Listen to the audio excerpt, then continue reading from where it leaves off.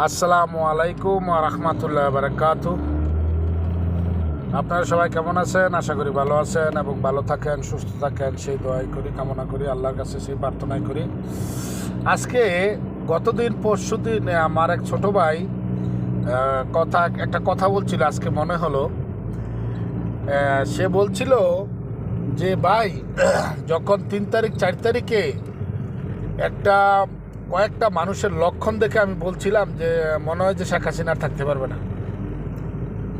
তা আমি বললাম কেন? ভাই, আমাদের গ্রামে কয়েকটা ছেলেপেলে আছে বা কয়েকটা পরিবার আছে, মনে করেন খুবই উচ্ছৃঙ্খল এবং খুব নিম্ন শ্রেণীর এবং খুব নিকৃষ্ট, কিন্তু থাকলেও তারা কিন্তু কখনো মনে করেন কোনো দিন কারোর সাথে কোনো জবাব দেয় নাই। তো যখন ছাত্র আন্দোলনে দেখি হারা যোগ দিছে এবং তারা ফেসবুকে নিকৃষ্ট ভাষায় পোস্ট দিতেছে, করতেছে। তো যে লোকগুলো দিছে এগুলো হচ্ছে সবচেয়ে নিকৃষ্ট এবং কি খুবই নিম্ন শ্রেণীর। তো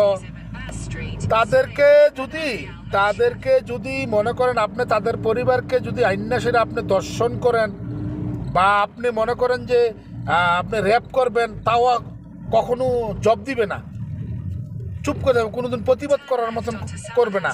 বা তাদের কোনো ফ্যামিলির কোনো লোকজন কাইনা যদি আপনি মারধর করেন, বেরো ফেলেন, তাও জব দেওয়ার মতন কোনো না।